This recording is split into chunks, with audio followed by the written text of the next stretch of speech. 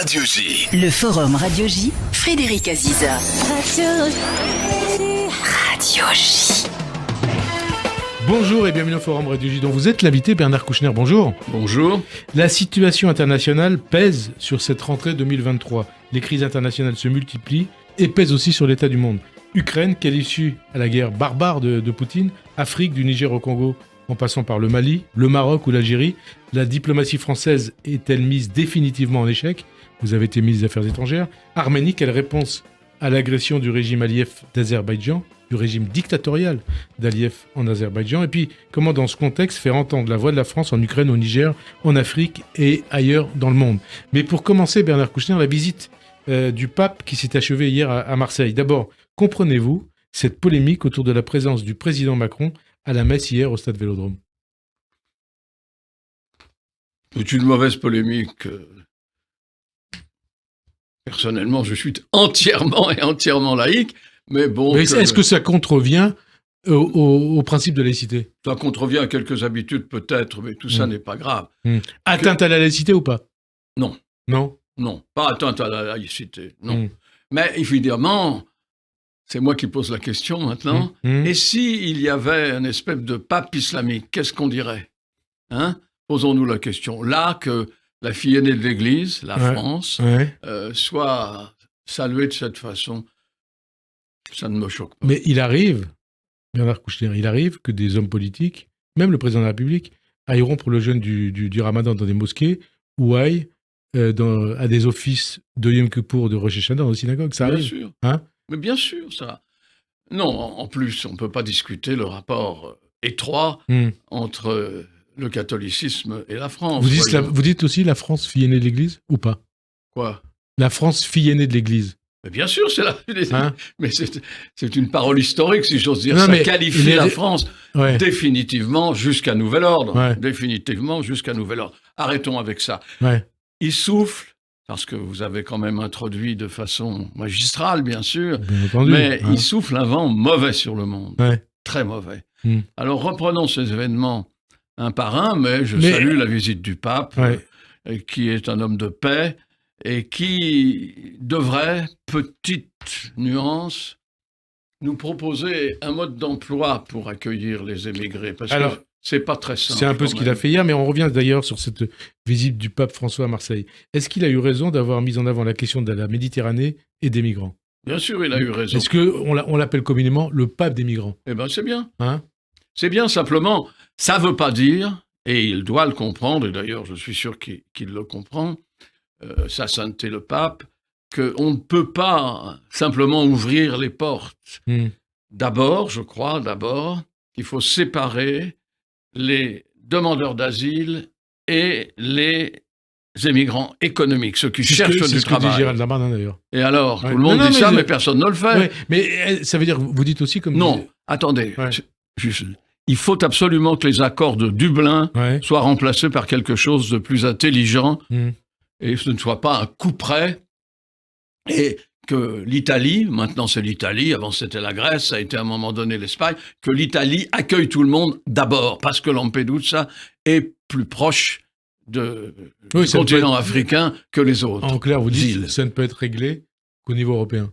Ça ne peut être réglé qu'au niveau européen, et les Européens, certains Européens, mais en tout cas, il y a un refus de travailler un mode d'accueil je dis, mais pas ouverture des portes complètes et fracas entre les pays européens. Et d'ailleurs, on tient ce discours depuis des années, depuis 30, 40 ans. On dit ça depuis Michel des années. Rocard, il disait quoi ? La France ne peut pas accueillir toute la misère du monde. Oui, mais moi, je ne dis pas qu'elle accueille toute la misère du monde, mais j'ai, pour ma part, amené beaucoup d'émigrés en France, et je continue à dire qu'il faut les accueillir. Mais les accueillir de façon rationnelle, humaine, bien sûr, surtout être en mer au moment où ils se noient pour leur tendre la main, et tout ça pourrait être fait s'il y avait une entente européenne indispensable et minimum. Il faut rappeler les choses, plusieurs milliers de morts, au moins plusieurs milliers de morts par an en Méditerranée. Oui, il y a des milliers de morts par an en Méditerranée. On ne connaît pas le nombre exact d'ailleurs. C'est certainement 2 à 3 000. On ne le retrouve pas, oui. 2 à 3 000. Oui, mais c'est insupportable. Alors, si il existait au moins un contact permanent Alors je sais qu'il y a Frontex, je sais qu'il y a eu une augmentation des aides, etc. Mais ce bateau qui a sombré au large de l'Italie, vous vous en souvenez, il y a quelques semaines, et ce bateau était surchargé, c'était évident qu'il allait couler. Et il a été salué par Frontex. Frontex l'a d'une certaine façon accompagné pendant un petit temps. Alors ça, c'est insupportable. Voir un bateau qui va sombrer et ne pas lui tendre la main, de le prendre en charge la moitié de ces passagers clandestins ou pas clandestins. De migrants. Mais vivants. Et puis, surtout, il faut cesser cette espèce d'impunité des passeurs. On dit qu'il faut attaquer les pasteurs, mais on ne le fait pas. Moi, je pense que... Et comment ? Il faut qu'il y ait une entente entre les pays européens qui ont chacun une flotte et chacun des bateaux suffisamment armés pour ça et qu'on soit plus offensif. Alors, ça passe par évidemment ce qu'on appelle des spots, parce qu'il faut bien parler anglais, n'est-ce pas ? Et à côté, pas en Europe, pas en Italie, pas avec les accords de Dublin, aux frontières de l'Europe, que quelqu'un... C'est-à-dire, on sait maintenant qu'il passe par la Tunisie. Nous devons, avec la Tunisie, essayer de faire ce crible nécessaire, ce choix nécessaire dans un premier temps, avant de les accueillir, avant la mer. Alors, est-ce que c'est possible ? C'est très, très, très difficile. Et alors, justement, la position du pape François, telle qu'il l'a exprimée ce week-end, diffère donc sensiblement de la position de la France, d'Emmanuel Macron et de l'Italie, et de l'Europe d'ailleurs. Et qui est dans le vrai. Est-ce que... Et d'ailleurs... Une autre question qui vous concerne. Quand j'entends le pape, je me dis c'est plutôt conforme à ce que disait le French docteur Bernard Kouchner et au devoir d'ingérence. Bien sûr. Vous êtes plutôt pape que Macron ? Non, mais le pape, c'est facile pour lui, devoir moral, etc. Mais il n'apporte pas de solution. La solution, c'est de pouvoir d'abord empêcher les noyades, bien sûr, mais aussi de traiter le problème hors des accords de Dublin, c'est-à-dire sur un seul territoire, l'Italie pour le moment, qui est responsable du passage des dizaines de milliers de comment dirais-je, de l'accompagnement théoriquement de ces milliers d'émigrants dans les autres pays, dans les pays qu'ils choisissent. Il faut encore qu'ils l'acceptent. Hein. Ben bien sûr, il faut que tout le monde accepte. Et puis quand vous parlez de la Tunisie, quand je dis c'est très difficile, je peux dire 3 fois. Très, très, très difficile. Quand vous étiez ministre des Affaires étrangères, on n'avait pas une situation aussi complexe. Hein, oui. Et donc, qu'est-ce qui s'est passé on a essayé et ça ne marche pas si on est tout seul. Après, vous vous rendez compte que c'est un gouvernement de gauche qui a envoyé les CRS entre l'Italie et la France parce que justement, il y avait des gens qui passaient sur les rochers en bas, mais c'est ridicule tout ça. Il faut vraiment qu'on trouve une solution européenne. L'Europe n'existera pas si le problème de l'immigration se pose massivement et il va se poser massivement. Et il va se poser, alors ça devient aussi un débat polémique, une polémique. Marine Le Pen, Éric Zemmour, Marion Maréchal qualifient l'arrivée de milliers de migrants. Oh, quels grands esprits en ensemble. Italie, mais on pose la question de submersion. Nadine Morano et certains LR parlent d'une invasion migratoire. Ils sont dans le vrai ou pas, Bernard Kouchner ? Non, je pense que ce sont des mots excessifs, que l'Europe a toujours été un endroit où se retrouvaient pour l'espoir, pour la vie, parce qu'ils ne pouvaient pas vivre chez eux. Vous avez ça d'ailleurs dans votre mémoire, Bernard Kouchner ? Bah oui, alors. Hein ? Vos grands-parents venaient de Lettonie, si je ne me trompe pas. Oui, bien sûr, mes grands-parents sont morts à Auschwitz. Bon. Enfin, ne mélangeons pas toutes les choses, parce que... Non, mais l'Europe, lieu de... Mais lieu d'accueil. D'accueil, hein. Oui, mais lieu d'accueil. L'Europe du passé, lieu d'accueil. Il ne pourra demeurer un lieu d'accueil dans les conditions modernes où se présentent à nous des flots d'émigrants qu'avec un accord européen, je le répète, malheureusement... Il n'y a pas d'accord européen pour le moment. Il y a des tentatives. Ces déclarations des leaders d'extrême droite, d'une partie de LR, vous en pensez quoi précisément ? Moi, je ne suis pas d'extrême droite. Non, mais vous en pensez quoi ? Submersion ou vous avez invasion eu tort migratoire ? de mélanger d'ailleurs tous ces noms, parce que je trouve que Mme Le Pen fait des progrès considérables. Eh bien oui, elle n'est pas autant un repoussoir que les autres que vous avez cités. Bon, ça suffit. Et pourquoi vous dites ça ? Qu'est-ce qui vous fait dire ça ? Parce qu'elle est maligne. Non, mais qu'est-ce qui vous fait dire ça ? Sur quelle déclaration vous vous basez pour dire ça ? Elle dit que nous parlions de l'immigration, elle a une position très tranchée. Mais sur le reste, elle met beaucoup d'eau dans son vin. Me faites pas faire l'apologie de Mme Le Pen. Non, mais là, vous parlez d'immigration, oui. Donc, c'est plus Jean-Marie Le Pen que ça. Je pense que les gens considèrent que c'est une droite, peut-être excessive de temps en temps, mais une droite acceptable. C'est dommage. Zemmour, c'est une extrême droite acceptable ? Ça m'embête de parler de lui. Hein, pourquoi ? Parce que je trouve que le jeu n'en vaut pas la chandelle. Et alors, cette question des migrants, une autre question, hein, est-ce que c'est en train de devenir un carburant pour l'extrême droite ? Mais ça l'est. Hein, ça l'est. Malheureusement, ils pensent, les gens, l'opinion publique européenne, qu'on va s'en tirer par des petites mesures et des mesures de police. Non, on s'en tirera pas avec des mesures de police. Ils prennent la mer, il faut s'en prendre aux passeurs. Ils risquent leur vie en mer, il faut les secourir avant qu'ils se noient, Et puis pour le reste, eh bien, il faut sélectionner, on ne peut pas les prendre tous, c'est impossible. Contrairement à ce que disent d'ailleurs ces leaders d'extrême droite, c'est l'Europe la solution. C'est l'Europe, bien sûr. Hein, c'est l'Europe la solution. Avec dans ce contexte, Bernard Kouchner, le projet de loi sur l'immigration du gouvernement qui souhaite à la fois de la fermeté, notamment des mesures pour faciliter les expulsions des étrangers délinquants, réduire significativement l'immigration, à commencer par l'immigration illégale, et aussi une régularisation des sans-papiers travaillant dans les métiers en tension. Ça vous convient ou pas ? Il faudrait prendre ces mesures une par une. Ouais. La régularisation... En même temps, ça vous convient dans ce... Non, mais en même temps, ça ne va pas. Il faut régler d'abord le problème du flux. C'est-à-dire la sécurité, ne pas mourir en mer. Deuxièmement, inventer, être tous les 27 pays d'accord pour qu'on puisse traiter sans avoir à les prendre sur le territoire, parce qu'après, sur le territoire, je parle de la France, mais on peut parler des autres pays, après, ils repartent plus, en réalité. On dit, on a multiplié les renvois, mais c'est pas vrai. En fait, ils restent. Bon, s'ils restent, il faut le faire dans de bonnes conditions. Pour ça, il faut avoir le temps de traiter tous ces problèmes, qui sont des problèmes individuels, parce qu'ils ne s'amusent pas en partant. Ils partent, bien sûr, ils payent pour le passage, et c'est scandaleux. Arrêtons les passeurs, comment on fait ? Avec les pays qui les accueillent. Les passeurs, pas les immigrants. Mais vous savez, c'est facile à dire tout ça, j'en ai conscience. Hein. Et c'est très difficile à faire. Il n'empêche, nous allons faire exploser un certain nombre de pays si nous continuons comme ça. Lesquels ? Bien sûr, les pays de première... Notamment l'Italie, hein ? L'Italie, par exemple. Éventuellement la Grèce. La Grèce, ça a été fait. Il y a eu beaucoup de problèmes entre la Grèce et la Turquie. Ça continue à être un vrai problème. Il y a l'Espagne aussi. L'Espagne aussi. Et les autres pays. Et la France. La France, bien sûr.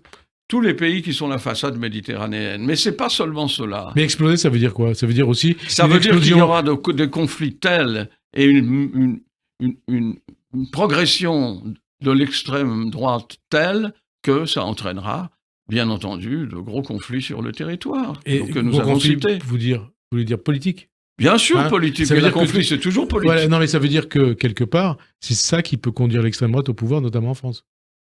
C'est un risque. Hein, vous dites, Gérald Darmanin qui dit, la victoire de Marine Le Pen, elle est assez probable. Vous dites pareil, en 2027 ? Non, moi je voudrais qu'il n'y ait pas de victoire. Elle a le droit de se présenter, bien.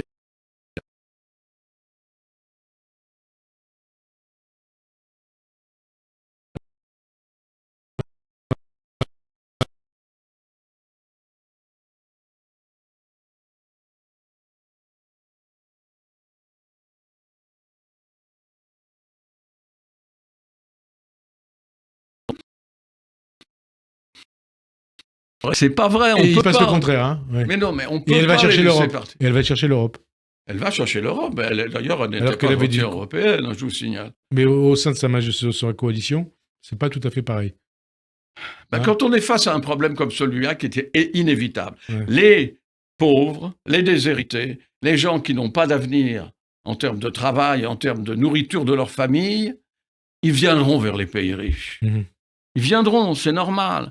Donc, il faut aménager ça. Ce mouvement-là, qui est un mouvement historique, qui a déjà eu lieu, mais pas à cette échelle. En même temps, on veut faire de l'aide au développement. Bien sûr, je suis d'accord, j'en ai fait toute ma vie, mais c'est très lent tout ça. Voilà, j'allais vous dire combien de temps ça prend. Mais ça prend pas des jours, des mois ou des semaines. Oui, voilà. Non, ça prend beaucoup de temps. Vous venez de la gauche, Bernard Kouchner. Mais j'y suis encore. Ah, vous y êtes encore. Mais où est la gauche? Où est la gauche? Alors laissez-moi poser la question quand vous entendez... Mais comment je vous laisse finir? Je vous demande où est cette gauche? Eh bien, vous allez voir, on va en parler. Quand vous entendez Jean-Luc Mélenchon dire que s'il arrivait au pouvoir, il faut encore qu'il arrive, il procéderait à une vague de régularisation massive. Qui dit ça? Mélenchon. C'est la solution ou pas? C'est pas la première fois qu'il dit des bêtises. Oui, mais donc c'est pas la solution. Non, à terme, si on a régulé le flot, bien sûr, ce flot n'est pas... On est obligé d'accueillir et après on voit, ça prend 6 mois, 1 an, etc., plus que ça parfois. Donc, c'est pas la solution, mais qu'on les accueille de façon décente, qu'on puisse leur signifier légalement où est leur position, quel est leur avenir, etc. Oui, bien sûr, ça c'est juste, mais qu'on les accueille, c'est pas la solution immédiate. Alors sinon, ouvrons les portes. Est-ce que vous mettez un signe égal entre Mélenchon et Le Pen ?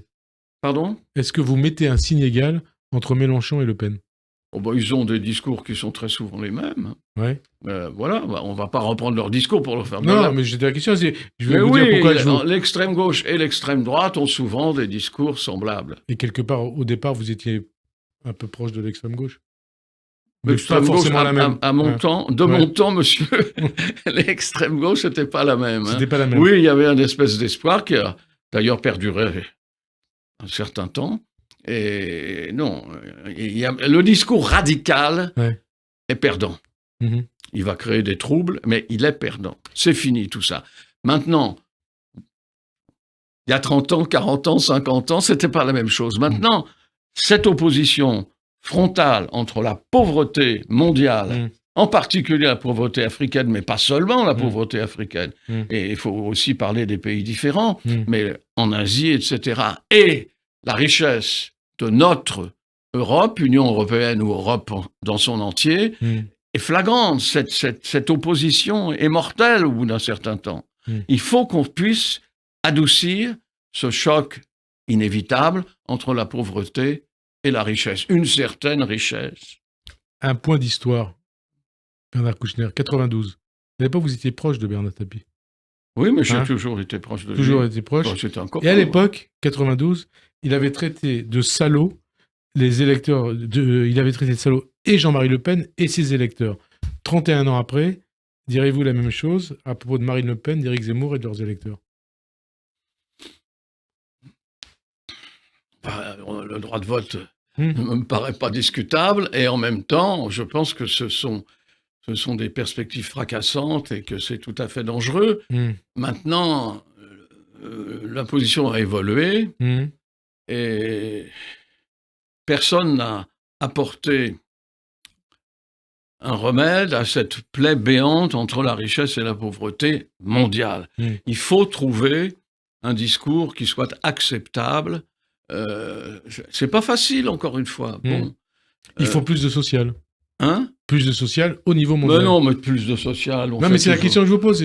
Oui, c'est la question à laquelle je réponds par oui, on fait plus de social, mais le social pour qui ? Pour nous, les plus riches. Voyons. Non, mais au niveau mondial.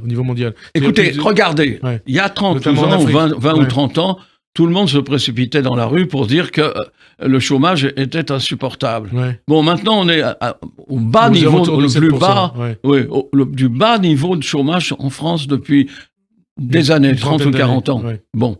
Et est-ce que quelqu'un applaudit ? Est-ce qu'on peut dire, oh mais ça, au moins, on s'en est débarrassé ? Non, on n'en parle plus. Et comment vous expliquez ça ? Eh bien, je vais expliquer ça parce que vous aviez posé la question du social. Eh bien, la lutte contre le chômage, c'était du social, ça l'est encore. Eh bien, c'est gagné d'une certaine façon.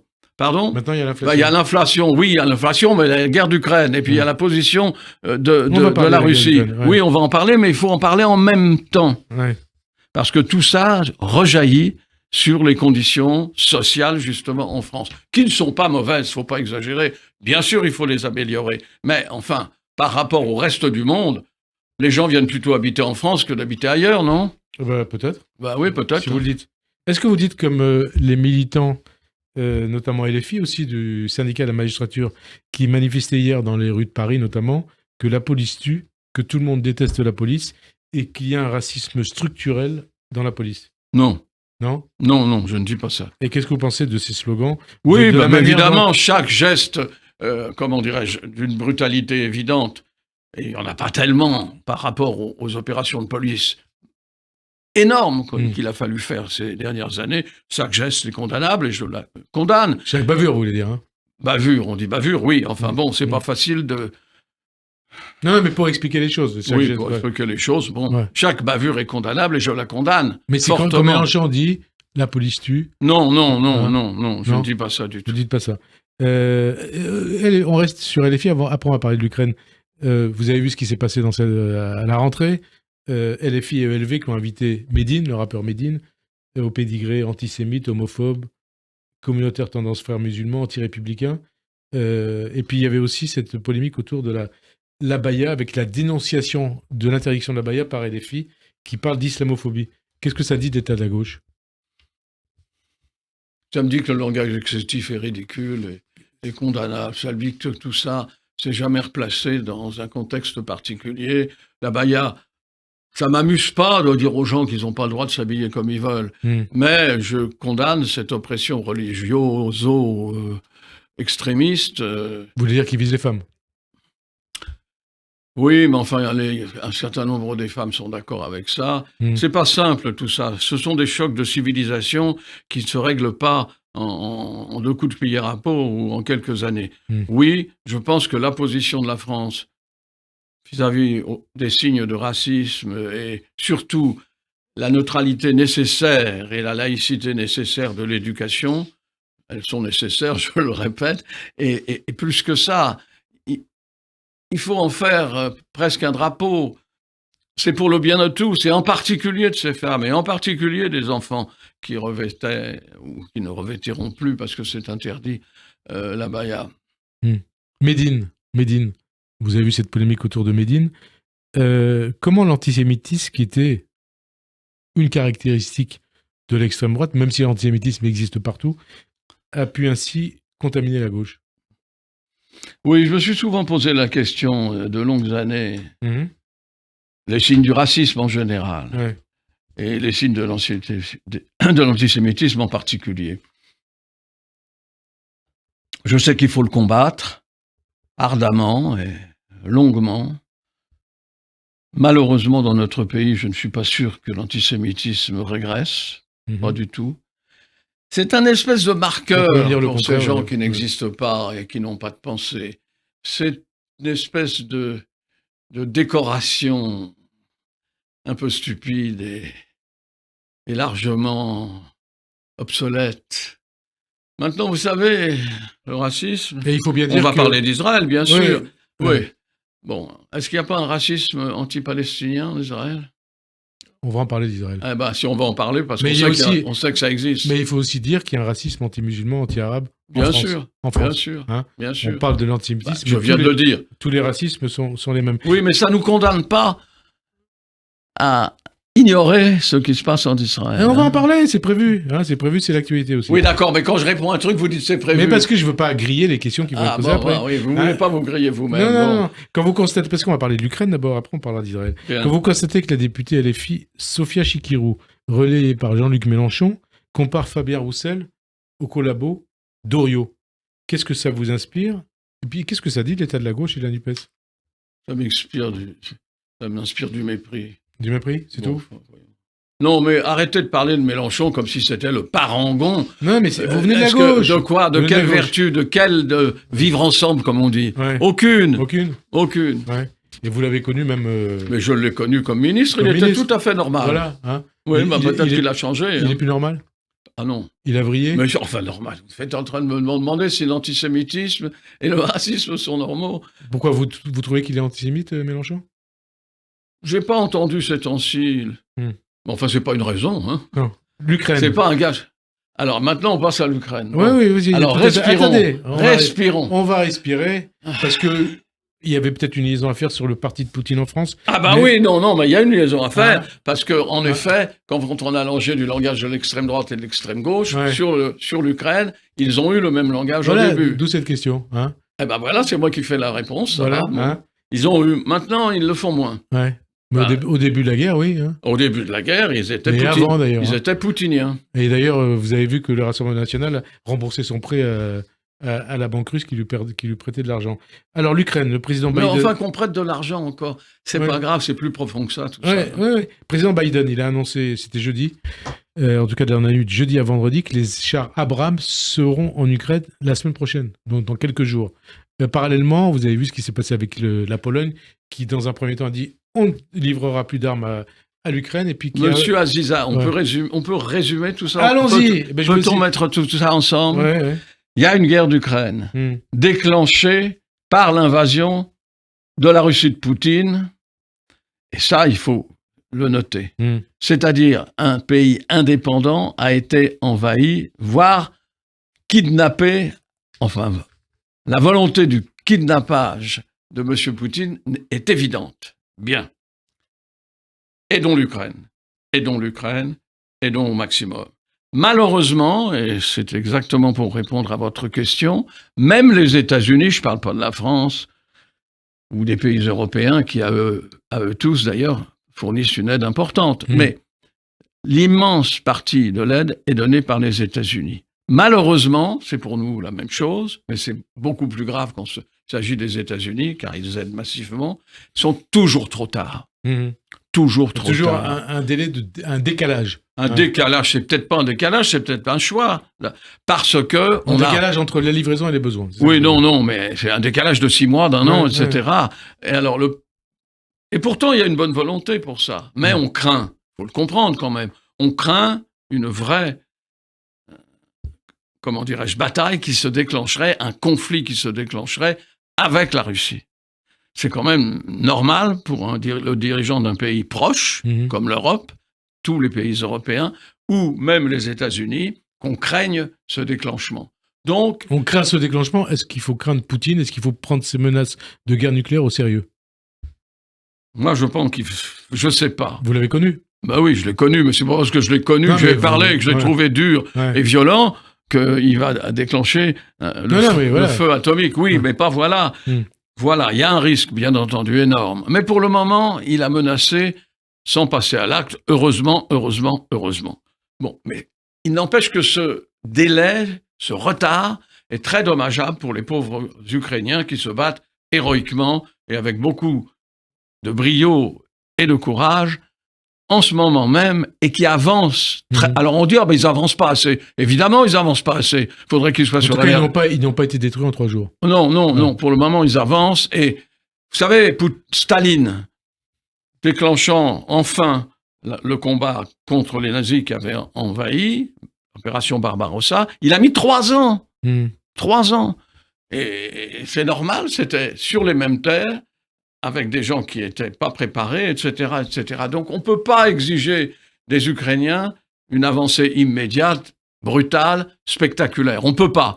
Et alors, vous avez été ministre des Affaires étrangères?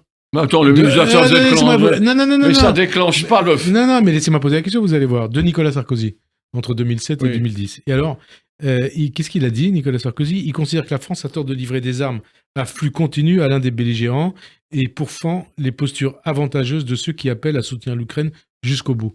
Il a raison ou il a tort? Et ça sous-tend la question autour de la... Tout le respect que je lui dois, je pense qu'il a tort. Il a tort. Et pourquoi il a tort?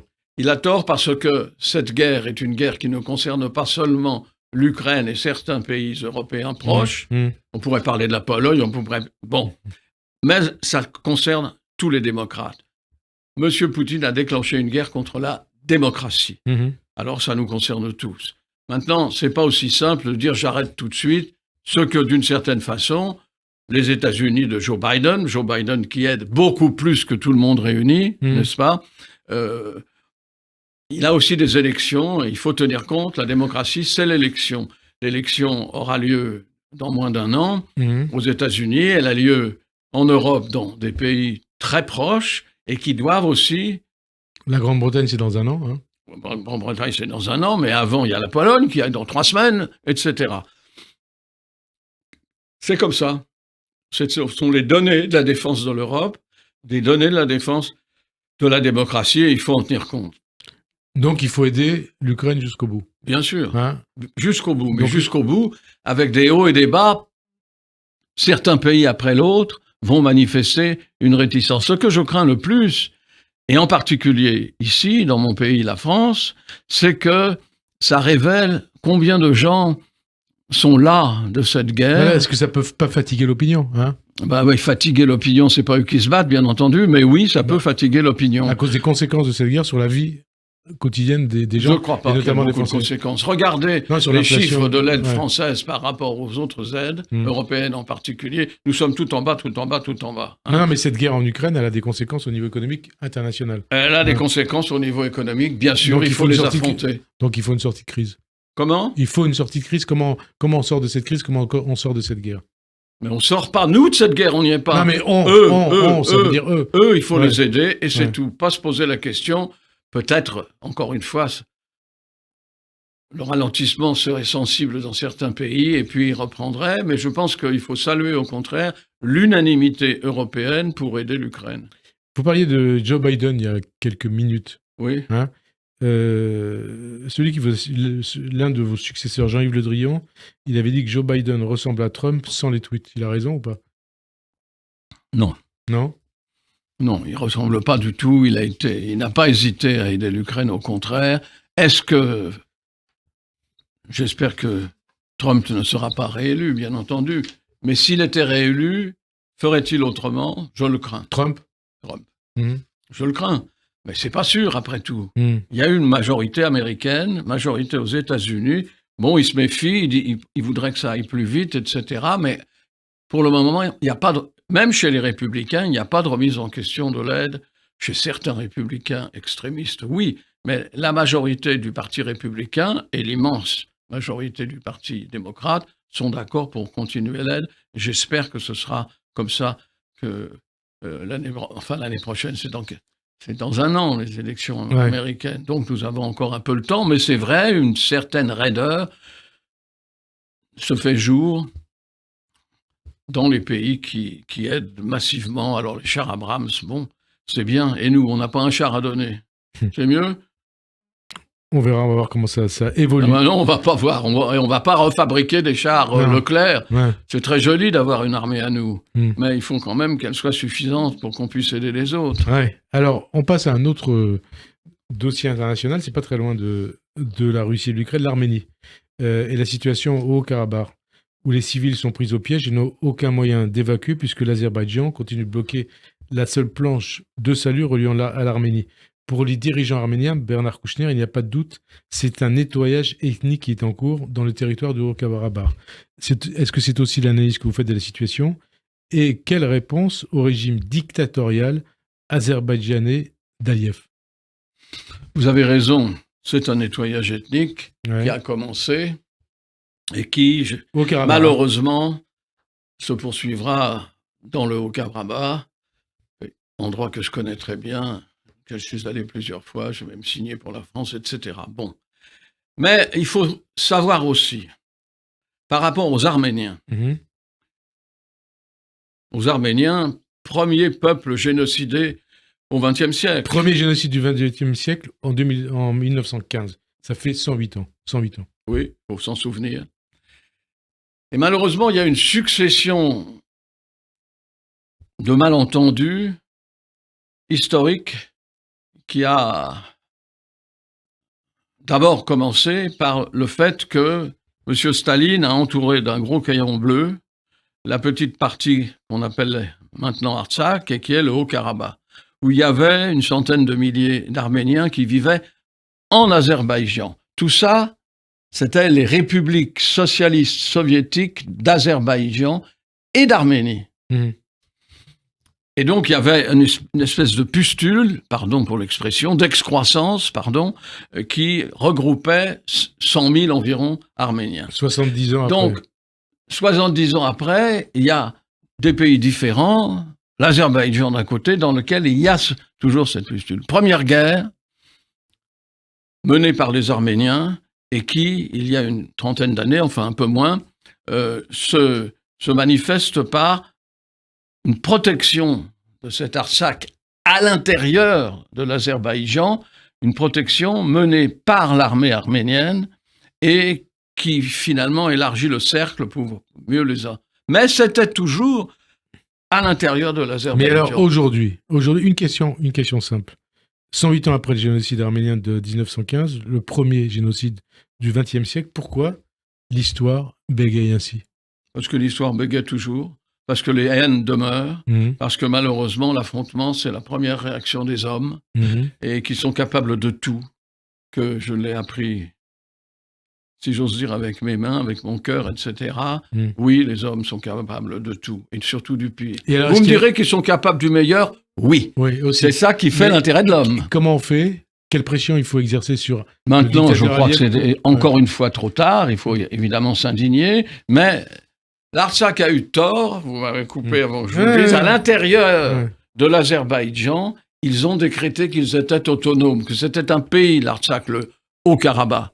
C'était une erreur. Moi, je l'ai ressenti comme quelque chose de très bête. Bon, comment se protéger à 100 000 contre des millions et des millions d'Azéris? Alors, maintenant, ils ont cessé de se battre, les gens de l'Artsakh, et l'Arménie dit qu'il n'y avait pas de troupes arméniennes à l'intérieur de cette excroissance de l'autre côté de la frontière.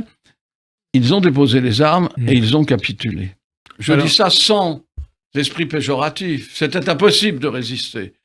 Bon, qu'est-ce qu'on fait maintenant? Il faut absolument, et c'est même avec une petite aide de M. Poutine que l'entente s'est faite. Et il faut bien voir que les Russes avaient protégé le passage en Azerbaïdjan, du côté de l'Artsakh, pas beaucoup, mais quand même 2000 personnes, 2000 soldats, etc. C'est très complexe et c'est très dommage, mais ce qui domine dans tout ça, c'est quand même le choc entre les cultures, le choc entre les religions. Et le problème des chrétiens d'Orient également. Et le problème aussi des chrétiens d'Orient. Bien sûr, les chrétiens d'Orient sont... mais c'est ça qu'il faut comprendre, que le premier geste, c'est d'essayer de les chasser, voire de les tuer. Partout. En Syrie, au Liban, bien entendu, en Arménie et ailleurs. On va faire quelques milliers de kilomètres vers le sud, l'Afrique. Nice, Congo, les coups d'État se succèdent en Afrique et fragilisent un peu plus les positions de la France sur ce continent. Les positions de la France, on n'a pas besoin d'avoir de position. Non, mais laissez-moi vous poser la question, position ou la place de la France. Est-ce que la diplomatie française n'est-elle pas définitivement mise en échec? Non. Non. Non. En Afrique. Ça s'arrangera. En Afrique. En Afrique. Ça s'arrangera, il y aura des changements, bien entendu. Mais quand même, il ne faut pas considérer la place de la France. Il n'y a pas eu, il y a eu quand même Mali, Burkina Faso, etc. Bon, Niger maintenant. Mais je signale que pendant ce temps-là, il n'y avait pas de problème avec l'Afrique anglaise, anciennement anglaise. Il ne faut pas considérer que nous sommes chez nous. Il ne faut pas considérer qu'il y a une Afrique française. Nous sommes aussi remplacés par la Chine et par la Russie. Oui, mais c'est pas pareil. La Chine ne prend pas le pouvoir. Elle prend le pouvoir. Et d'abord, la Chine, quand elle propose quelque chose, elle le fait, moins cher et pas mal. Bon. Évidemment, il y a une concurrence, évidemment. Et il y a aussi Wagner, il y a tous les groupes d'assassins de Wagner qui pillent l'Afrique. Bon, il faut voir l'ensemble des problèmes. Mais nous ne devons pas considérer que l'Afrique française est encore quelque chose. Non, la France peut aider les initiatives africaines, elle doit le faire, mais c'est pas la France. C'est cette espèce de goût d'aider les gens, de fraternité, oui. Est-ce que ça peut être l'Europe ou pas? L'Europe a un rôle à jouer, mais nous avons, nous, historiquement, beaucoup plus de responsabilités, bien entendu. Alors, on doit la avancer, France, je veux dire, a plus de responsabilités. On doit avancer. Le Maroc, cette brouille entre la France et le Maroc, elle vous inspire quoi? Sur fond de tremblement de terre, Enfin, d'abord, cette brouille est une brouille entre les dirigeants? Oui, les dirigeants seulement. Et alors encore, les Français ne sont pas brouillés avec les Marocains, ce sont nos amis de longue date. Moi, j'aime beaucoup le Maroc, et je pense que ça va s'arranger. Mais cette brouille a eu lieu parce que notre position sur le Polisario, c'est-à-dire notre position sur le Sahara occidental, le Sahara occidental et comment nous répartissions entre l'aide ou la position d'Algérie et l'aide du Maroc, je pense qu'il ne fallait pas brusquer les choses. Nous avions une bonne position, il faut la rattraper. Je n'ai pas de doute, ça se rattrapera. Le Maroc et la France sont des pays amis, c'est sûr. Mais des pays amis parce que les Marocains et les Français sont amis, pas parce que... Les peuples sont amis. Les peuples sont amis. Le 16 septembre 2007, vous savez ce que vous y avez dit ce jour-là? Que la crise du nucléaire iranien impose de se préparer au pire, qui est la guerre. Est-ce que 15 ans après, vous dites la même chose? Je crains que ce soit la même chose, en plus grave pour le moment, parce qu'il y a une entente incroyable, que nous ne pouvions pas imaginer à ce point nécessaire, entre la Russie qui a attaqué l'Ukraine, et l'Iran. Et pas seulement l'Iran. Qui livre des armes et des drones. Qui livre des drones et qui est indispensable. Et maintenant, la Corée du Nord. C'est-à-dire les pires sont ensemble. Ouais, l'axe du mal. Comment ? L'axe du mal, quelque part. L'axe du mal, c'est péjoratif, c'est connoté, ce terme. Non, le mal et le bien en politique, il faut vraiment discuter. Mais là, quand c'est des dictateurs... Ces pays-là, et M. Kim Jong-un, qui arrivait en visite à comment ça s'appelle ? Vladivostok. Ouais. Enfin, écoutez, si c'était pas... Ce serait risible si ce n'était pas tragique. Donc, Poutine se regroupe autour de lui les pires. Alors, je n'ai pas parlé de la Chine dans tout ça, qui quand même soutient la Russie, mais quand même plus malin. Ils ne la soutiennent pas en premier plan. De modération quelque part, peut-être ? Avec modération, bien sûr. Avec modération, mais enfin, ils sont là aussi. Et c'est eux qui tireront les malerons du feu. Voilà. Et alors, on en vient, vous savez, à quel dossier ? Quoi ? Vous savez de quoi on va parler maintenant ? Oui. Vous vouliez en parler ? D'Israël, du Proche-Orient. Qu'est-ce que vous inspire la crise que secoue Israël suite au projet de réforme judiciaire de Benjamin Netanyahou ? Ce que j'ai dit de la querelle éternelle des hommes entre eux, hélas, frappe Israël de la même façon. Et il y a maintenant, à mon avis, hélas, deux Israël. L'une qui ne veut pas voir qu'Israël sera libre que lorsque le problème palestinien ou la façon d'aborder le problème palestinien sera positive, et puis ceux qui ne veulent pas, ceux qui se conduisent en Cisjordanie, ancienne Cisjordanie, comme on disait, de façon extrêmement brutale et agressive. Ça me fait de la peine d'en parler, mais c'est comme ça. Et pourquoi ça Netanyahou a regroupé autour de lui, tel un Poutine du Moyen-Orient, les pires des éléments, ceux qui ne veulent pas régler pacifiquement les choses, il faut les régler, nous devons les régler. Vous pensez pas nous. Ouais. Mais nous, malheureusement, on ne peut plus le faire. Vous pensez au ministre d'extrême droite, de Ben Gvir Smotrich, à l'extrême droite religieuse, et c'est tout à fait ce que disent aujourd'hui les opposants à Netanyahou. Les opposants qui font des manifestations depuis absolument formidables. De 35 semaines. De centaines de milliers de gens dans les rues israéliennes qui ne veulent pas de cette réforme de la justice qui masque une volonté politique farouche de régler le problème par la force. Je parle du problème palestinien par la force. C'est un peu plus compliqué que ça. Oui, c'est toujours plus compliqué. C'est un peu plus compliqué que ça au départ. C'est parce que Netanyahou, c'est ce que disent ses opposants. Netanyahou considère que comme ça, il échappera à la justice. C'est ce que disent ses opposants.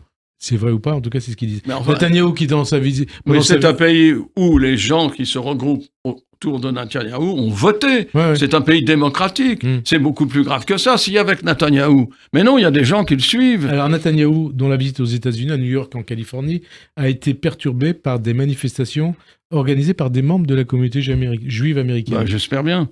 Est-ce que vous dites que... D'abord, qu'est-ce que vous en pensez ?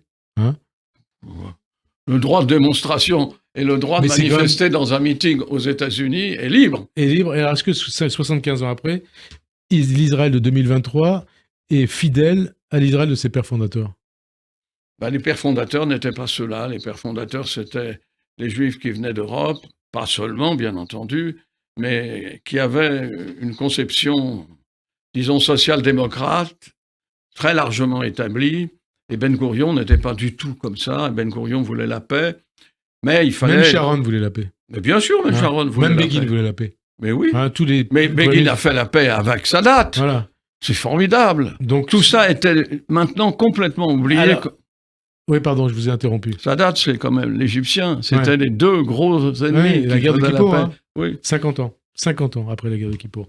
6 octobre, 50 ans après la guerre de Kippour. Dans ce contexte, Bernard Kouchner, le pacte d'Abraham, l'établissement de relations diplomatiques entre Israël et les pays du Golfe, avec l'appui de l'Arabie Saoudite, au seuil d'un accord avec Israël. Est-ce que c'est pas quelque part une lueur d'espoir ? C'est une lueur d'espoir. Et avec, hier, je crois, le dirigeant d'Arabie Saoudite qui disait « c'est en train de se faire ». Pour ça que je dis alors, au seuil d'un accord. Il ne faut pas exagérer, c'est pour ça que j'ai modéré mon propos par rapport à M. Trump, qui j'espère ne gagnera pas, mais s'il gagne, c'est lui qui a fait les accords d'Abraham.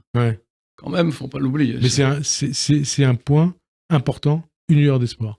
C'est une lueur d'espoir si on veut, mais enfin, les lueurs d'espoir, c'est que Biden continue. Ouais. Non, mais par rapport au Proche-Orient. Oui, bien sûr, c'est d'ailleurs son neveu, enfin son gendre. Son gendre qui l'a fait avec obstination. Comme vous, hein. Il s'appelle Kushner. Oui. Kushner, hein, c'est... Non, mais c'est pas un mauvais point, c'est pas un mauvais point. Vous êtes un lointain cousin, on ne sait pas. Hein. Oui, on ne sait pas. En tout cas... Ça m'étonnerait. Ça vous étonnerait, en tout cas, voilà. Mais je ne dis pas ça par mépris du tout. Oui, bien sûr. Au contraire, je serais très heureux d'avoir fait les accords d'Abraham. Mais la politique de mon pays n'était pas exactement la même. Ouais.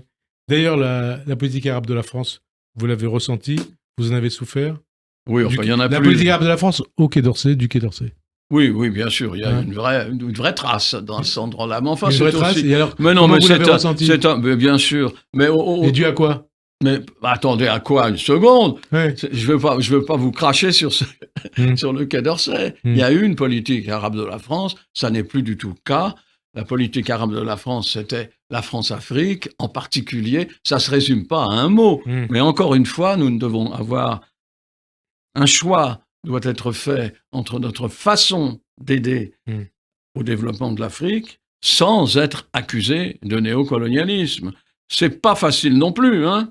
Mais il faut le faire. Merci en tout cas Bernard Kouchner d'avoir répondu à notre invitation. Bonne fin d'après-midi sur Radio J et à dimanche prochain. Merci. À dimanche prochain. Oui. Merci.